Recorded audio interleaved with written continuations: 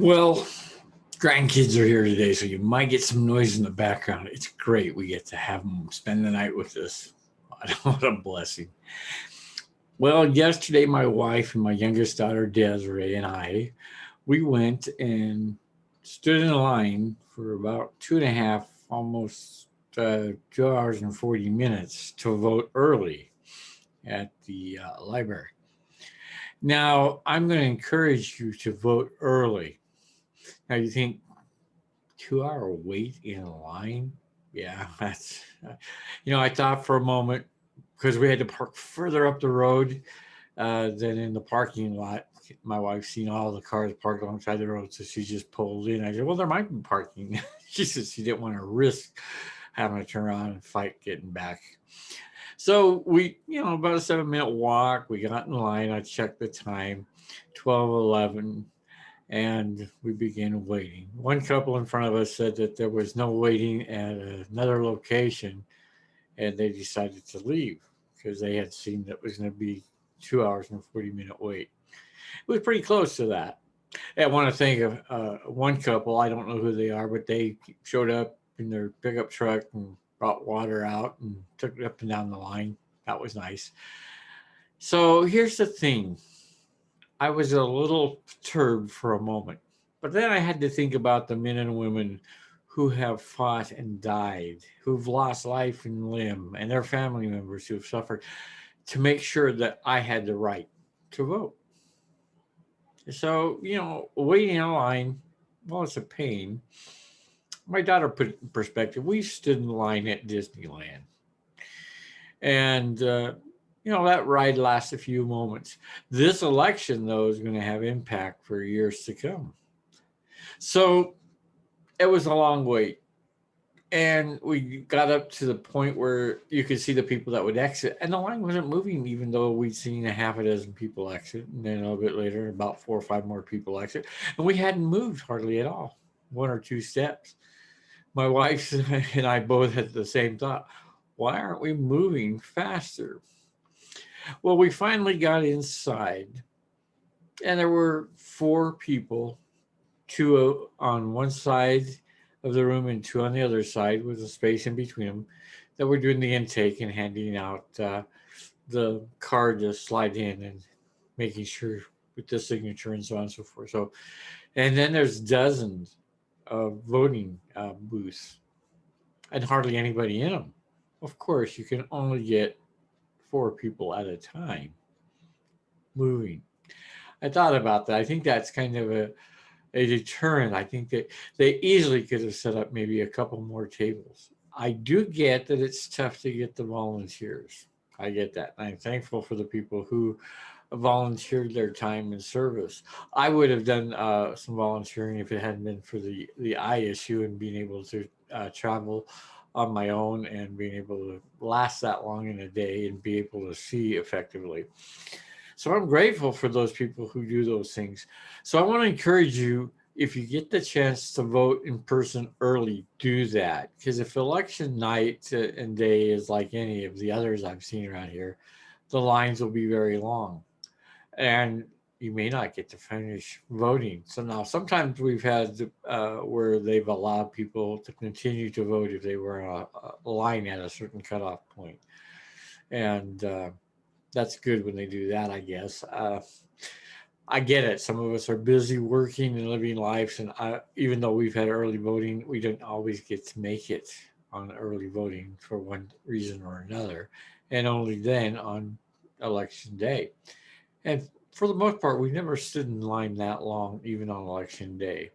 But this is on precedent for us to stand in line early voting for this amount of time. Usually it's a short line and we're in and out in no time. Nothing like that today. But I want to encourage you. Yes, it's going to be time consuming, and you might want to bring some water. It might be a good idea to bring a portable chair to set in, like some wise people did. But don't be discouraged. Get there, and you know, bring a good book. Read your Bible.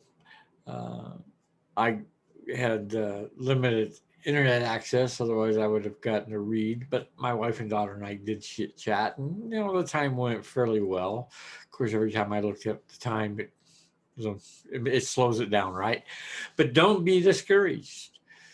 Think about it in those terms. I would pray that you would think about the sacrifice that others have given up and suffered immensely, that you and I could have the privilege to vote. And even if you don't vote the way I would like you to vote, I want you to be able to vote. I think that's every American's right.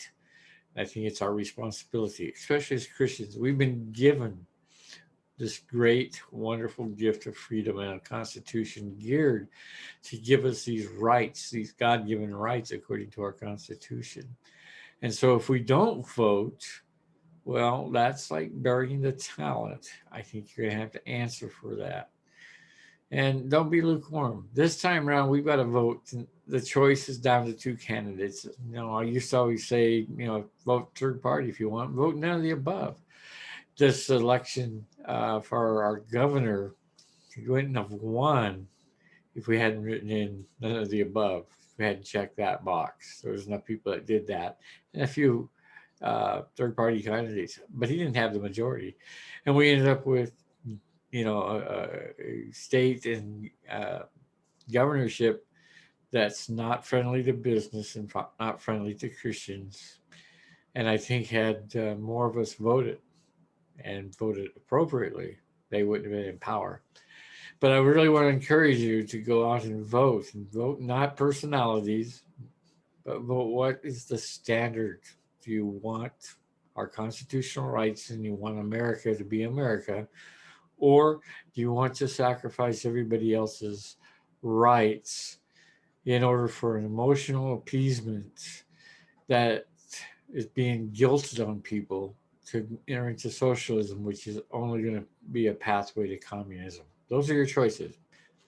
American, with the liberties that men and women have fought and died for and sacrificed so greatly for, or throw that all away and go into the most, worst possible government solutions that has never worked and probably never will, and ends up, if because you can't sustain it, it'll have to have complete government iron fist control. There's a reason they got the fist. It's going to squeeze the life out of you. So whether you like a person or their hairstyle or not, or their past, what's more important, I read? Your children's future is more important than the past of our present. Well, I thought that was pretty wise.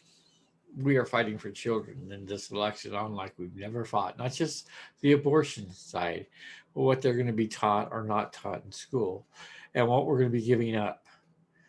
Are we going to give up our freedoms, or are we going to stand right there with those who said, give me liberty or give me death? I'll take some inconvenience to make sure that this country doesn't go down without me standing on the line or in the line this time. Well, hope this helps you, encourage you to get out and vote. And I really encourage you, if your state allows you to vote early in person, do it, because I don't think there's going to be enough people at the polling place to handle the crowd if we do the last minute rush. So I know some of you can't do that, but try your best to get in early. Give up a few hours if need be. Plan on it, prepare yourself for it, and think and thank God for the fact that at least you can stand in line instead of be relegated to whatever the government wants you to do, whether you like it or not.